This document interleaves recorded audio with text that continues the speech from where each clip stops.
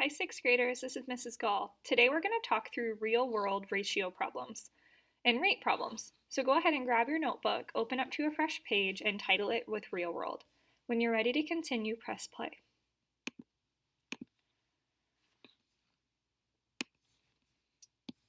Move my color out of the way. Here we go, guys. So a 747 airplane travels 1,100 miles in 2 hours.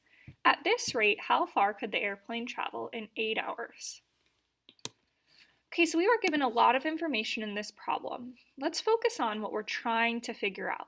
We're trying to figure out how far we can travel in 8 hours with this airplane. What were we given? We were given how far the airplane travels in 2 hours. For these real world problems, I really like to set them up as rates in a fraction setup so that we can easily get to and compare our starting point with where we're trying to get for an answer. So let's start by setting this up as how far our airplane can travel. So it can go 1,100 miles. And then in that same rate, that was for how long? 2 hours. So I'm going to include that on the bottom of my rate. So how far in this amount of time? What we're trying to figure out is how far the airplane can travel in 8 hours. So on this rate, I'm going to make sure I keep the format the same. So time for my first rate was at the bottom, so we're going to set up the time on the bottom over here. So what we're trying to figure out is how far we can go in 8 hours. There's a few different ways we could solve this. We could actually solve it thinking about cross products, or we can look for connections that we have between our two numbers. We can also use unit rate. So there's all kinds of different ways that work. So if you're finding a strategy that you like, make sure you're getting the same answer if your teacher is using a slightly different strategy. So one thing I might look at is the connection between the numbers that are on the same side of the fraction bar. So I notice here with my time, I'm starting at 2 hours and I need to get up to 8 hours. So how would I get from 2 to 8? Well, I could multiply by 4. That would get me from 2 hours to 8 hours. So if I use that same connection up above, take my 1,100 miles and times it by 4, that will give me how far this airplane can travel in 8 hours. I know 1,100 times 4 is 4,400 miles. So that is how far our airplane travels in 8 hours. We could have also found unit rate. Unit rate, we would have wanted to figure out how far this airplane can go in 1 hour. And then from there, we would have wanted to multiply by 8 to get up to our 8 hours. Let's try another example together. A bakery can make 200 bagels in 5 hours. At this rate, how many bagels can be made in 8 hours? Let's set up what we know as rates. So we have 200 bagels in 5 hours.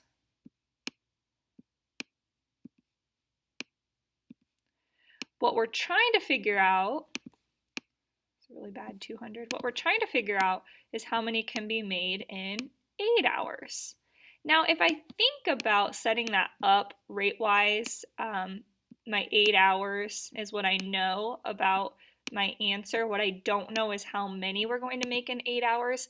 If I look at this connection, there's not a whole number I can multiply to get 5 up to 8. So maybe I try a different strategy with this problem. Maybe I try finding unit rate and then using unit rate to get us up to 8 hours. So in order to find unit rate, we would have to figure out how many bagels are made in 1 hour. So how do we get from 5 down to 1? We divide by 5. So we're going to use that same step right here with our 200. We're going to take our 200 bagels and divide by 5, and we would end up with 40. 40 bagels in 1 hour. So now if we know that we're going to make 40 bagels in 1 hour, how are we going to get all the way back up to 8 hours? What are we going to do? We're going to take 1 and multiply it by 8. So that means we're also going to take 40 and we're going to multiply that by 8. I know 4 times 8 is 32, and then I have a 0 because it's 40. So 320 is how many bagels can be made in 8 hours.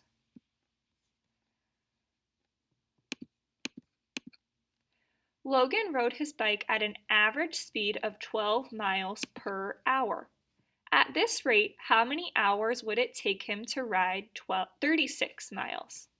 So let's set up our rate. 12 miles per hour. That means we're traveling 12 miles in 1 hour. There's my rate. We want to figure out how many hours it would take him to ride 36 miles. So with this rate, I'm going to set up the distance across from the distance from my first rate, and my unknown is how long it would take him. Look at the connection we have here. 12 miles and 36 miles. Can you think of how 12 is connected to 36? How could we get from 12 to 36? Well, we could times that 12 by 3. So guess what we get to do with our time? Times it by 3, and that will get us 3 hours. That means it would take 3 hours to travel 36 miles. They gave us the unit rate in this problem, and then they wanted us to use the unit rate to connect how long it would take for those 36 miles. Let's try one on your own. Haley earns $15 per hour babysitting. At this rate, how many hours will she need to babysit to earn $90? Set up your rates and see if you can solve for how many hours she'll need to babysit. Push play when you're ready to hear the answer. All right, you guys, we were given unit rate. Haley makes $15 in 1 hour, and we want to know how long it's going to take her to get up to $90. There's a few different ways you could solve this. You can look for the connection between 15 and 90. If I want to think about the connection between 15 and 90, I can ask myself how many 15s go into 90. We could think of it almost as 90 divided by 15. It looks like 6 15s would go into 90. That means 1 times 6 is going to get us how many hours we need, which is 6 hours. Let's try a few better by problems. This is another example of when rates and unit rate can be helpful in the real world. If I had the choice to buy 1 apple for 19 cents or 3 apples for 59 cents, which is the better buy? That means which buy is allowing me to get apples for the cheapest price per apple? Well, we already know the price per apple here because they told us that 1 apple was 19 cents. With my second problem, they told us that 3 apples were 59 cents. So in order to best compare these two different pricings, we need to figure out what 1 apple costs in this second set. So if 3 costs 59 cents, we need to divide by 3 to figure out the cost of 1. 59 cents divided by 3 would give us about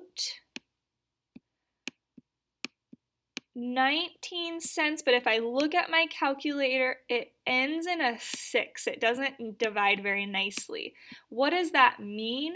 That means that they're about 19 cents, but if I look at the thousandths place, it's a 6, so I'm likely going to round up with that 19 to say it's probably closer to 20 cents per apple. Very, very close, though, to similar pricing. We could also go the other way. So we could take our 1 apple and times that price by 3 to compare these sets. So if I took my 1 apple and multiplied it by 3, I would find out that 3 apples cost 57 cents in this setup. This setup was 59 cents for 3, or about 20 cents per apple, a little bit over 19 cents. So which one is the better buy? By a very slight amount, the single apples for 19 cents is a better buy. How about you try a better buy? Which would be the better buy? 8 pencils for 99 cents or 12 pencils for $1.49? Try using unit rate to help you decide which is the better buy. Press play to try this on your or pause to try this on your own, and press play when you're ready to hear me walk through the answer. All right, you guys, if we set this up thinking about the cost for 8 pencils,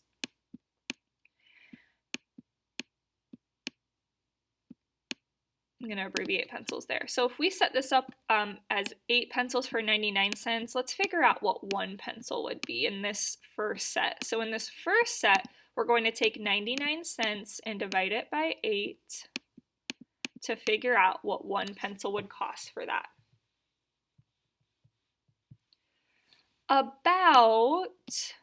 It looks like about 12 cents because my decimal is coming out to 0.123, so we would round that down to about 12 cents. So that's the first set. Now let's try the second set, which was $1.49 for 12 pencils. Let's find unit rate to decide to see what 1 pencil would cost in this setup. So we're going to divide both numbers by 12 to get down to the cost of 1 pencil in this pack. $1.49 divided by 12. Ooh, it's looking like it's coming out to about 12 cents as well. So this means I might need to go to the thousandths place to compare a little bit closer. So if I go to the thousandths place, this pack is 12 cents, but the last digit was a 4 in the thousandths place, whereas this last digit was a 3. So the slightly better buy is going to be this pack of pencils, although each pencil, or unit rate for each, is about 12 cents, but for my 8 pencil pack, it came to a slightly lower cost. You don't have to use unit rate to compare these. If I think about 8 and 12, and I think about where might those two numbers meet up that I could compare them at a larger amount. Well, 8 and 12 can both go up to 24. To get 12 up to 24, we would multiply by 2. So we would want to take $1.49 and times that by 2, which would give us $2.98.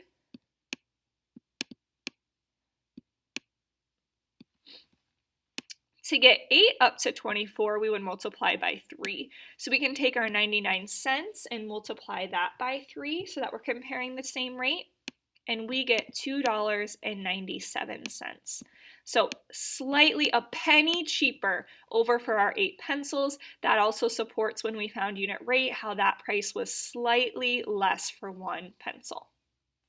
All right, you guys, that's all for our real world today. Chat with your teacher if you have any additional questions.